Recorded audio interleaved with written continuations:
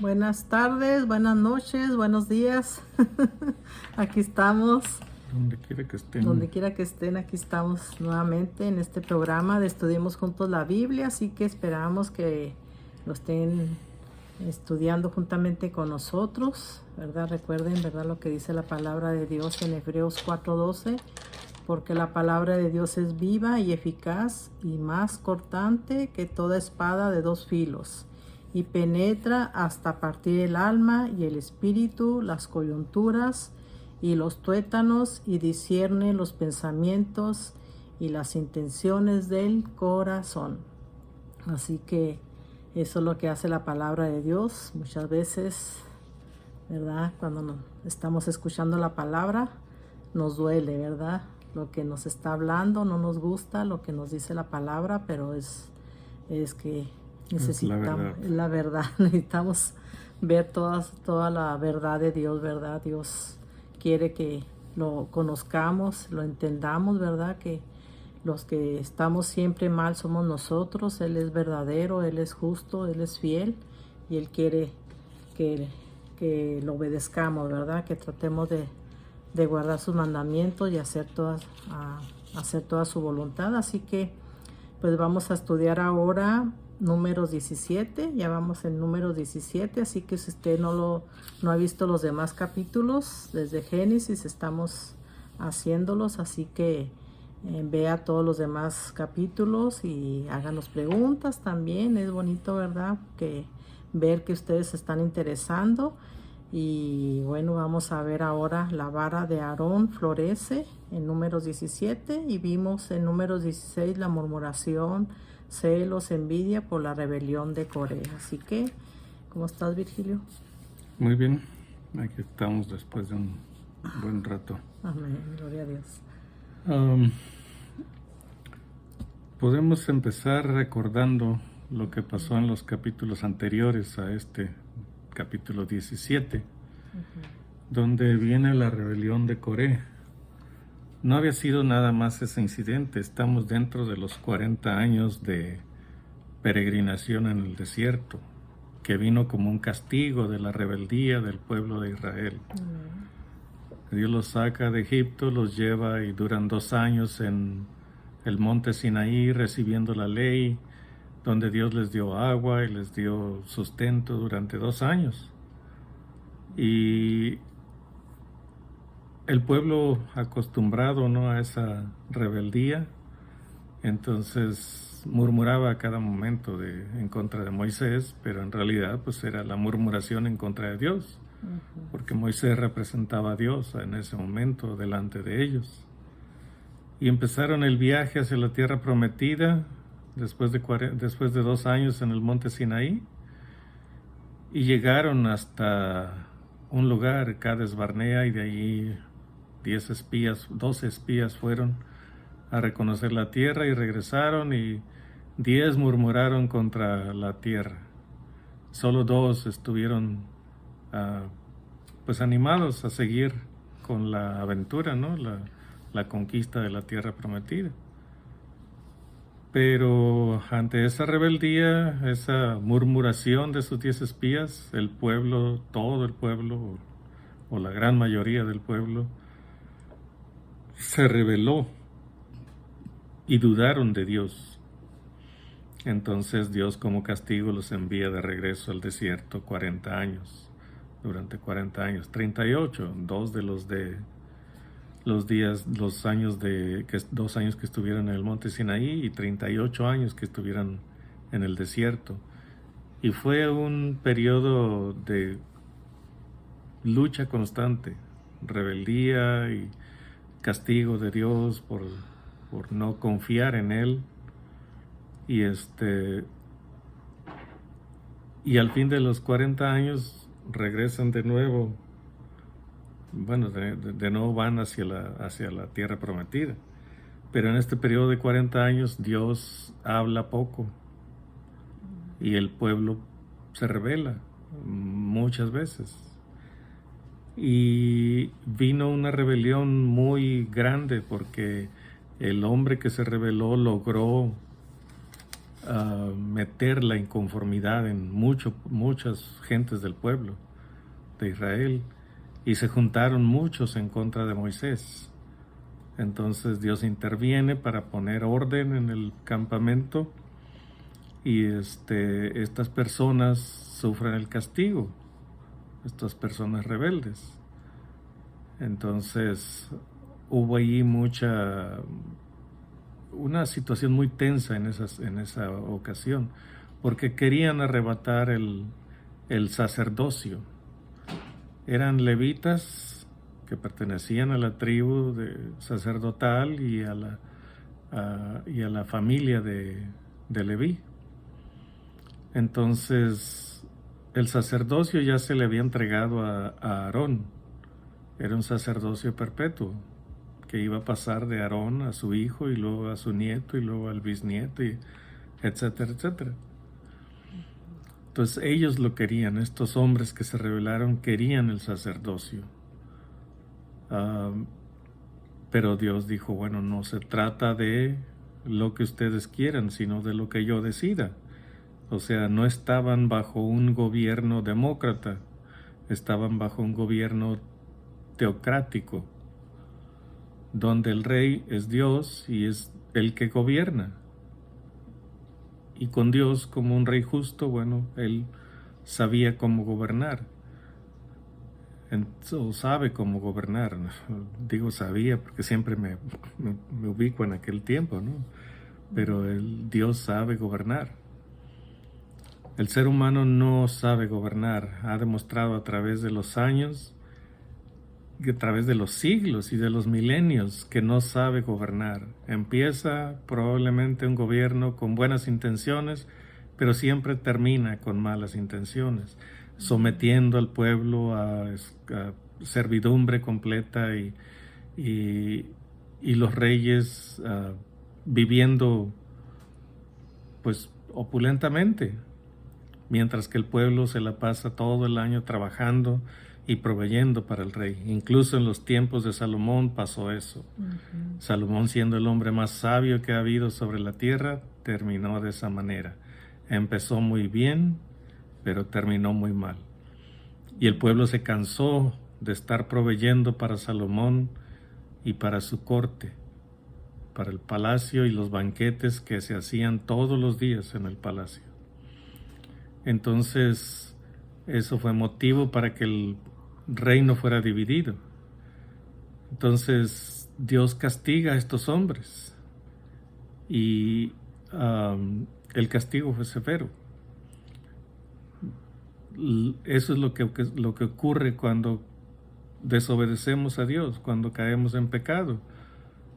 Dios estableció leyes que tienen que ser obedecidas porque Él sigue siendo el Rey sobre todo el universo. Él sigue siendo el Rey, el que establece las leyes, y si esas leyes no se obedecen, entonces hay penas, hay castigos que Dios da. El ser humano ha demostrado que no sabe gobernar a los seres humanos, porque siempre ha terminado mal. Cualquier gobierno que ha empezado bien ha terminado mal. Y por eso es que a través de toda la historia del ser humano ha habido guerras, porque siempre ha habido rebeliones, ya sea contra el gobierno establecido. Los mismos de un país se rebelan contra el gobierno establecido y le hacen guerra para quitarlo del poder. O sea que se levanta un rey contra otro rey, invade su territorio para conquistarlo y apoderarse de todos sus bienes. Toda la historia del ser humano es una historia de guerra constante. Desde Adán y Eva hasta el presente, siempre ha habido guerras a través de toda la historia. Se dice, yo no he podido comprobarlo por mí mismo, pero he escuchado pastores que dicen que solamente 2 generaciones en toda la historia del ser humano han tenido paz. 2 periodos de 40 años, solamente en toda la historia del ser humano, solamente esas 2 generaciones ha habido paz. Las demás generaciones todas han visto guerra. Nosotros en la actualidad, ¿cuántas guerras hemos visto en el siglo pasado. 2 grandes guerras en donde murieron cientos de millones de seres humanos. Y después de eso ha habido otras muchas más guerras. Entonces la historia del ser humano está narrada con sangre. Guerras constantes ha habido en toda la historia del ser humano. ¿Por qué? Porque el ser humano no sabe gobernarse. El apóstol Judas, me parece, Judas, dice: ¿de dónde vienen las guerras y los pleitos entre vosotros? ¿No es de vuestras pasiones las cuales combaten en vosotros? Y luego empieza a decir, codiciáis y no tenéis, matáis y ardéis envidia y no podéis alcanzar. Pedís y no recibís porque pedís mal, para gastar en vuestros propios deleites.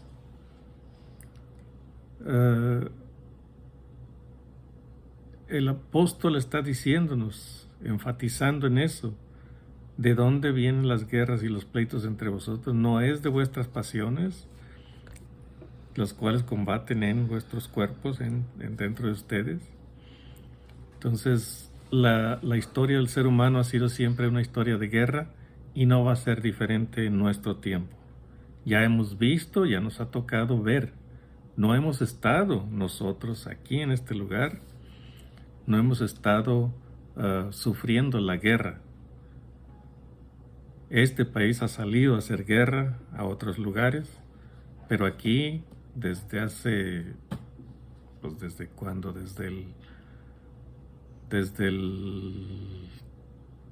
La revolución, la guerra de secesión, en donde hubo guerra dentro del país para dar libertad a los esclavos. No ha habido otra guerra aquí dentro de las fronteras del país. Siempre ha sido la guerra afuera. Este país ha salido afuera a hacer guerra en otros lugares. Entonces, la rebelión del ser humano es constante. La rebelión no se acaba. La tendencia hacia lo malo, hacia la violencia, está constantemente dentro del ser humano. Y no se puede evitar porque es algo que está en nuestros miembros.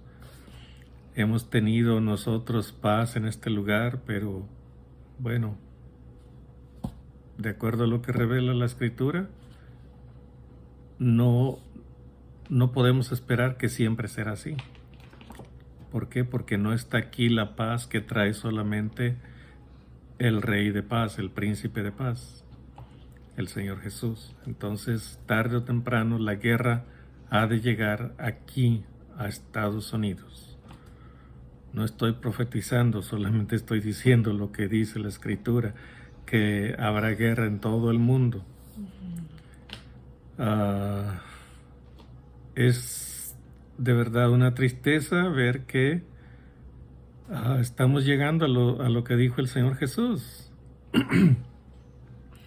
que dice que los tiempos del fin será como en los tiempos de Noé, que todos estaremos distraídos en las actividades diarias de nuestra vida. El Señor Jesús dice, estaba como en los tiempos de Noé, estaban comiendo y bebiendo, o sea, en su propia placer, comiendo y bebiendo, casándose y dándose en casamiento. Dice, y no entendieron hasta que vino el diluvio y se los llevó a todos. Entonces, hacer violencia unos contra otros es malo. ¿Por qué? Porque estamos matando a seres humanos hechos a imagen y semejanza de Dios.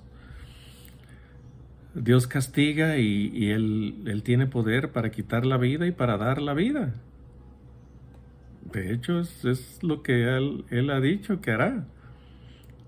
Él volverá a dar vida a todos aquellos que han muerto y les dará una oportunidad de arrepentimiento.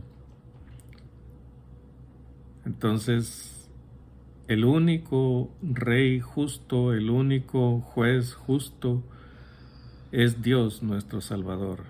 nuestro Señor Jesucristo. Y Él es el único asignado por Dios como Rey sobre toda la tierra para gobernar 1000 años. Siempre ha sido el deseo de los grandes gobernantes que su gobierno, que su reino pase de generación en generación durante 1000 años. Todos han querido tener un gobierno que dure 1000 años, pero ninguno lo ha logrado. Entonces el único que lo puede lograr y está a punto de regresar a la tierra es nuestro Señor Jesucristo, y Él es el único Rey que va a gobernar durante 1000 años sobre la tierra, con paz, abundancia, salud, libertad, no prisiones, no muerte. Entonces, el único que puede traer eso que deseamos en este tiempo es nuestro Señor Jesús. Volviendo al relato de Números, después de todas esas rebeldías, el pueblo seguía en su actitud, y Moisés estaba diciéndole al pueblo: tienen que entender, es Dios el que está haciendo las cosas, no nosotros. No somos Aarón y yo. No, es Dios el que está haciendo, es Dios el que escogió a Aarón como sumo sacerdote. A ustedes les dio un gran privilegio, les dio el privilegio de ser ministros de todo el pueblo, pero solamente una familia, de la familia de Leví, es la familia escogida para el sacerdocio, la familia de Aarón. Y entonces, ¿les parece poca cosa? Les dice Moisés. A ustedes, levitas, lo que Dios les ha dado, el privilegio que Dios les ha dado. Entonces sigue Moisés hablándoles, diciéndoles que no sean rebeldes. Y eso es lo que vamos a ver aquí, la última, pues, ¿qué podemos decir? La última expresión de paciencia de parte de Dios, diciéndole a todas las tribus, no nada más a los levitas, a todas las tribus, que Dios se va a manifestar y va a mostrar a quién ha escogido Él. Entonces el título dice: la vara de Aarón florece. Entonces esa es la señal que Dios les va a dar.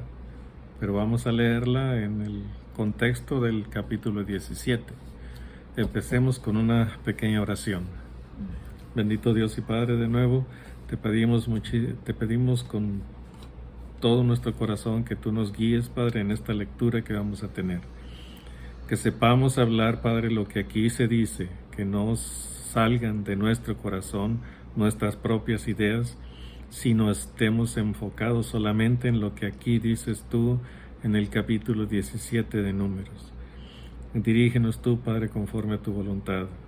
Que tu Espíritu Santo nos ilumine, nos dé entendimiento, que tu Espíritu Santo dirija nuestras palabras y que sean palabras conforme a lo que está escrito, que no nos dejemos llevar por el pensamiento humano, Padre.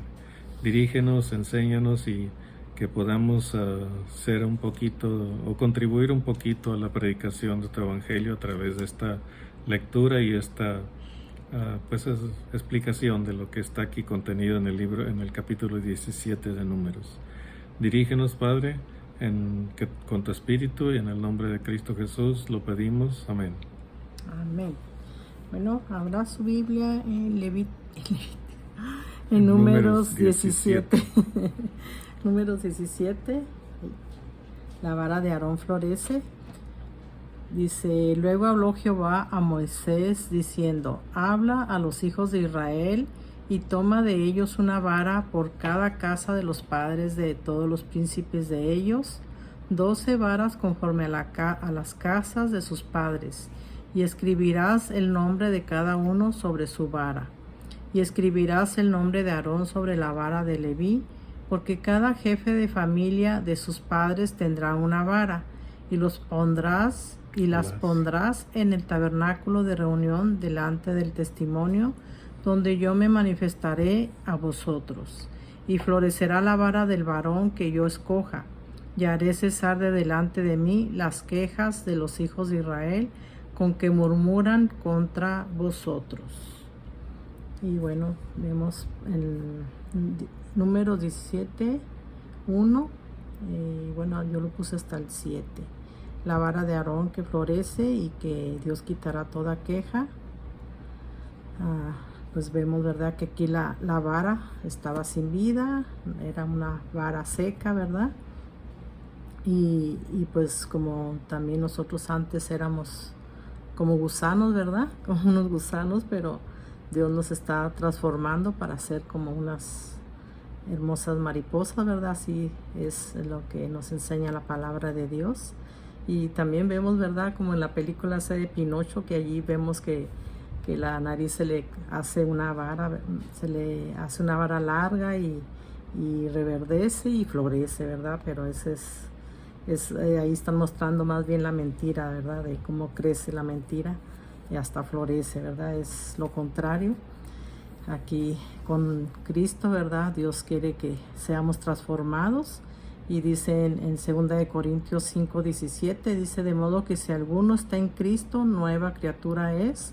Las cosas viejas pasaron, he aquí todas son hechas nuevas. Así que eso es lo que Dios desea, ¿verdad? Que todos seamos nuevas criaturas, que cambiemos todo lo que éramos antes, que ahora seamos al modo de Cristo, ¿verdad? Que seamos a imagen de Cristo, ¿verdad? Que lo copiemos o hagamos todo lo que Él nos enseña, ¿verdad? En su palabra. ¿Ven? Aquí en esta sección, en este capítulo, todavía había esa inquietud, ¿no? De si Dios escogería a alguien más. Pero Dios no cambia. Dios escogió a una sola familia de la tribu de Leví para ser los sacerdotes, la familia de Aarón.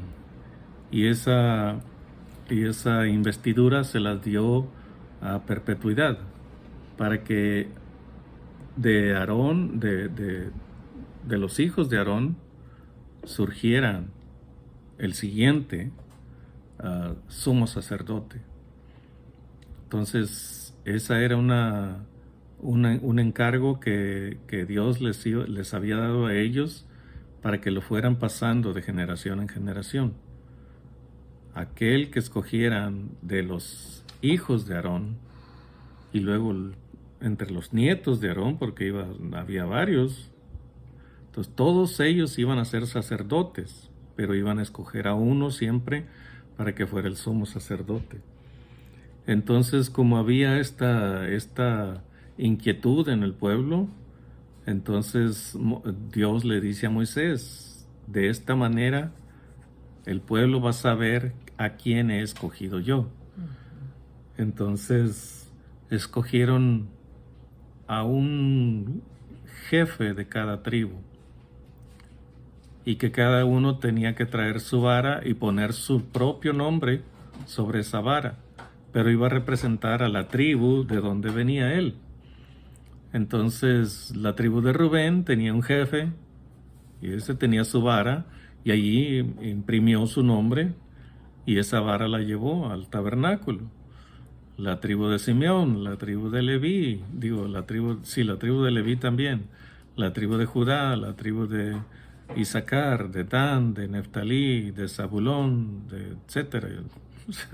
De pronto no me recuerdo bien de todos los nombres, pero todos ellos, José, y Benjamín, etcétera. Casi todos te los sabes.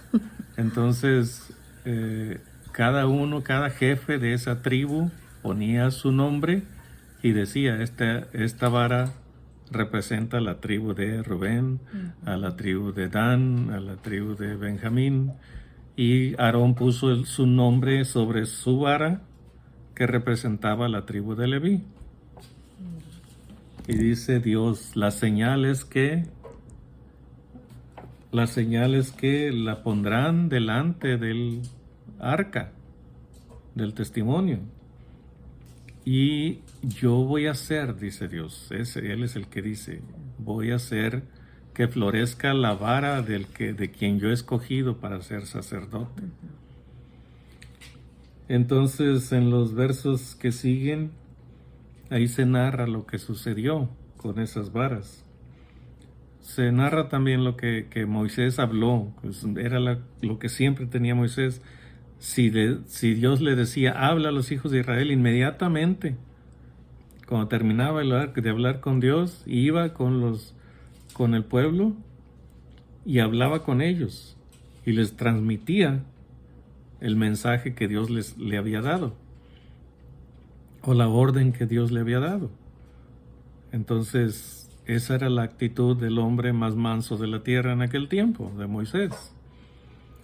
En el verso 6 dice: y Moisés habló a los hijos de Israel, y todos los príncipes de ellos le dieron varas. Cada príncipe por las casas de sus padres una vara, en total 12 varas, y la vara de Aarón estaba entre las varas de ellos. Y Moisés puso las varas delante de Jehová en el tabernáculo del testimonio. Y solamente en 24 horas, o sea, de un día al otro, por menos de 24 horas, a lo mejor las pusieron en la tarde, no sé. No dice, solamente dice de un día para otro. Pero supongamos que fueran 24 horas. En 24 horas, ¿qué sucedió? En el verso 8 dice: y aconteció que el día siguiente vino Moisés al tabernáculo del testimonio, y he aquí que la vara de Aarón de la casa de Leví había reverdecido, y echado flores, y arrojado renuevos, y producido almendras. Entonces sacó Moisés todas las varas de delante de Jehová a todos los hijos de Israel, y ellos lo vieron, y tomaron cada uno su vara. Y Jehová dijo a Moisés: vuelve la vara de Aarón delante del testimonio, para que se guarde por señal a los hijos rebeldes, y harás cesar sus quejas de delante de mí, para que no mueran. Entonces, Dios estaba dando una señal de que es Él el que está actuando, de que es Él el que está tomando la iniciativa. No fue que Aarón se puso él, o no fue que Moisés puso a su hermano Aarón. No, es Dios el que está haciendo el trabajo, el que toma la iniciativa. Las varas eran completamente secas, muertas. Es un simbolismo de la resurrección, esto que acaba de pasar aquí con ellos. Es lo mismo que pasa con todos nosotros. Sin Cristo estamos muertos, aunque andemos caminando y andemos haciendo todo nuestro trabajo, nuestra actividad, lo que sea que estemos haciendo, estamos muertos espiritualmente, muertos, secos completamente. No hay esperanza en nosotros. Hasta que viene Cristo y nos toca y nos renueva, nos llama a su familia y nos da de su espíritu, entonces volvemos a la vida, como sucedió con esta vara de Aarón. Volvió a la vida. Por eso ponen ese orden. Dio flores, porque un árbol de almendro siempre empieza dando flores. Siempre. Antes de que le salgan las hojas, siempre da las flores cuando empieza la primavera. Y dice, y después dice, dice, y aquí que la vara de Aarón de la casa de Leví había reverdecido y echado flores, o sea, reverdeció, o sea, la vara volvió a la vida. Y luego, ¿qué dice? Y echó flores, y había echado flores. Y luego dice, y arrojó renuevos. Esos son los brotos nuevos que le salen a la vara. Después de haber florecido, da brotos, da hojas y ramitas, empiezan a crecer. Y luego dice, y había producido almendras. O sea,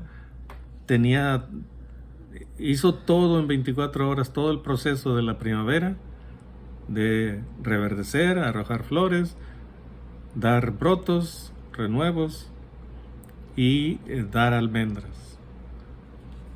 Entonces, fue un milagro, o sea, también es un milagro espectacular. Qué bonito. ¿Por qué? Porque nos da la enseñanza acerca de la resurrección. Nosotros estábamos muertos, secos completamente, sin Cristo en nuestro corazón, sin el Espíritu Santo de Dios morando en nosotros.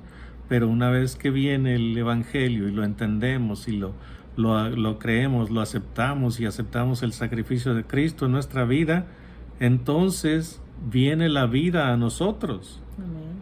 Y empezamos a dar fruto conforme a lo que el Espíritu determina. Y entonces tenemos todas las señales de que estamos vivos en el Espíritu. Tenemos la esperanza de la vida eterna, de la resurrección para aquellos que mueren en la fe. Tenemos la esperanza de ser hijos de Abraham, tenemos esperanza de ver a nuestro Señor Jesús si estamos aquí con vida todavía, de verlo regresar aquí a la tierra. Entonces, el gran milagro que se vio allí, o sea, era imposible que una vara seca, muerta y seca, volviera a la vida. Y de hecho es imposible, o sea, ninguna vara seca y muerta no puede volver a la vida. Por eso es que fue un milagro también sobresaliente, portentoso. Entonces,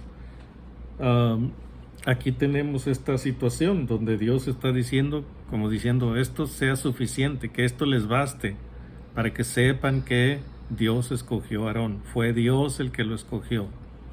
Para que ya no se estén quejando, ¿verdad? Para que ya no se estén quejando, como dice al final del verso 10, del verso 10. Dice, y harás cesar sus quejas de delante de mí. Él lo tomaba como algo personal. Se quejan contra ustedes, se quejan contra mí. Dice, para que no mueran.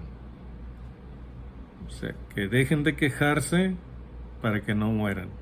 Porque si se siguen quejando, yo voy a seguir interviniendo y dando el castigo que merecen. El castigo es severo. ¿Algo? Así es. Bueno, en números, tengo de números 17:8, de que, bueno, la vara de Aarón floreció y dio almendras.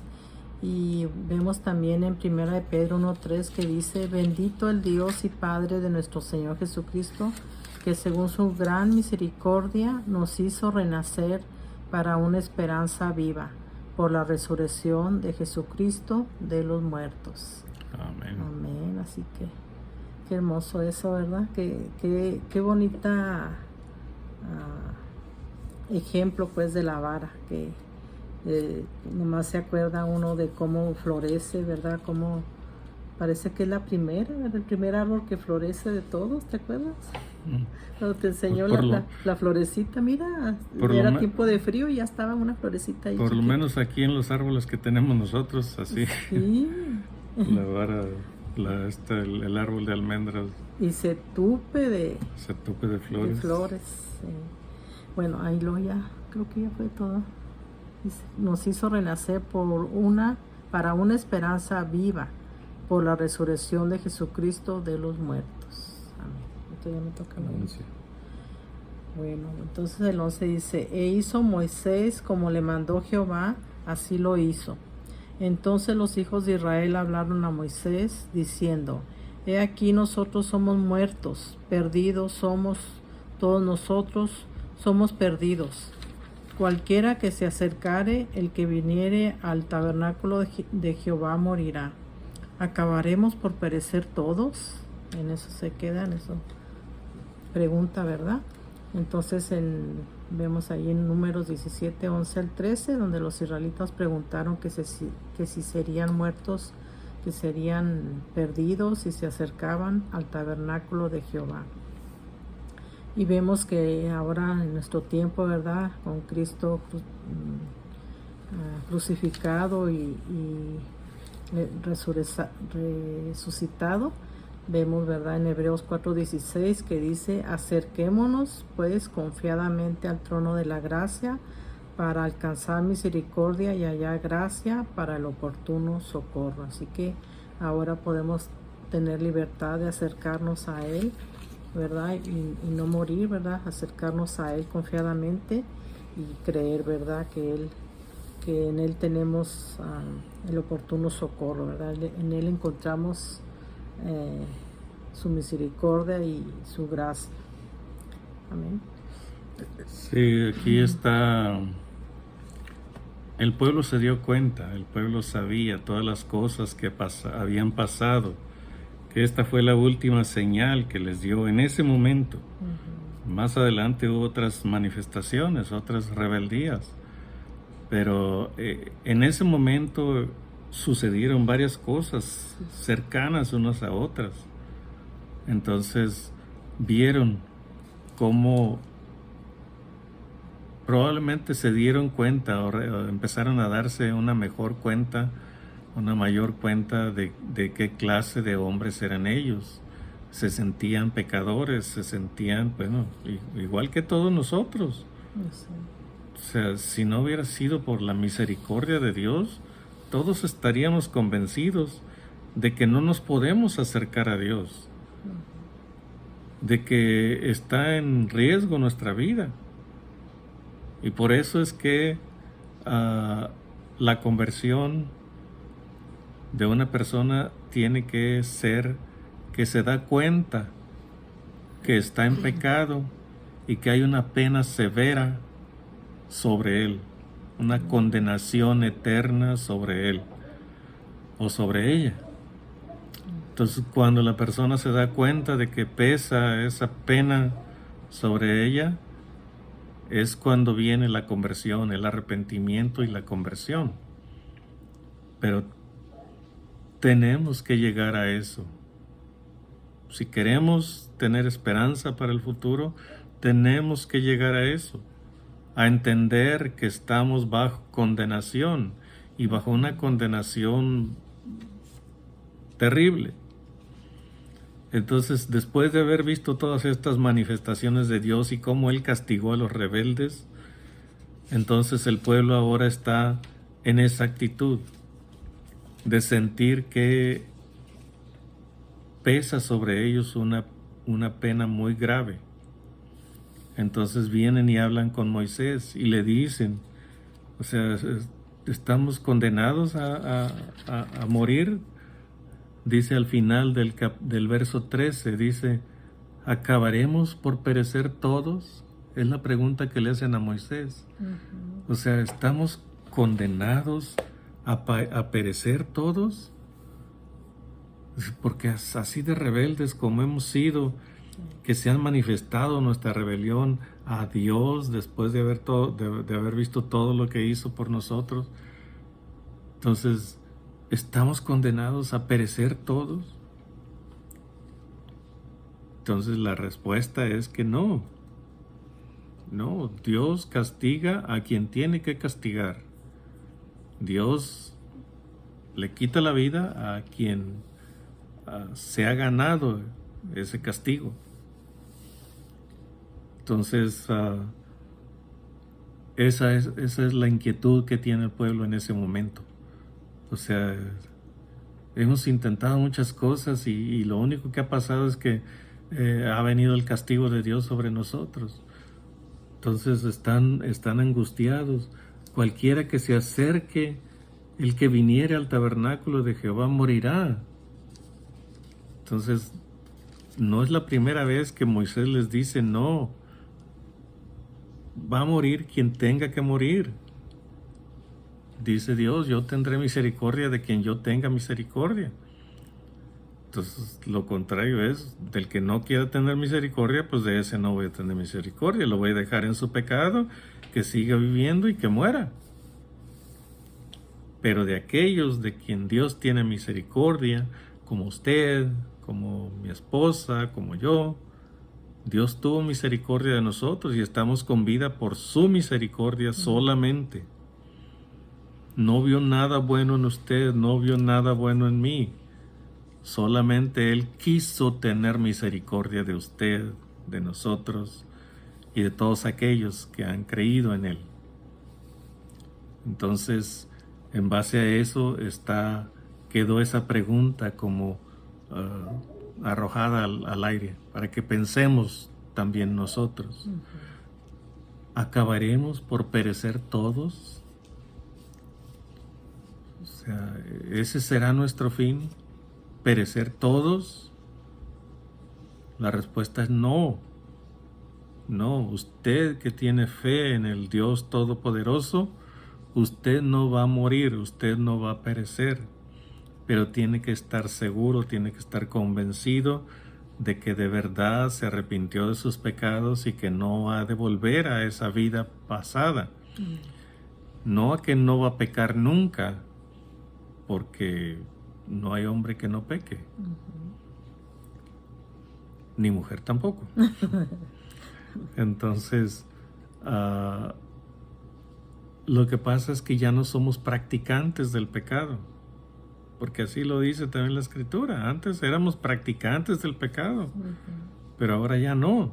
Ahora cometemos pecado ocasionalmente, por alguna debilidad, por alguna falta de entendimiento, por ignorancia, o por alguna presión momentánea de algunos amigos. Cometimos algún pecado, pero no es nuestra práctica cometer pecado. Antes lo practicábamos todos los días, y cualquiera que haya sido el pecado de cada uno, o sea, hay en cantidad infinita de pecados. O sea, muchísimos pecados. Entonces, no, usted que cree en el Señor Jesús, usted no ha de morir. Y dice, y se refiere a la muerte espiritual. Usted no ha de morir espiritualmente. O tal vez muera físicamente, pero no va a morir espiritualmente.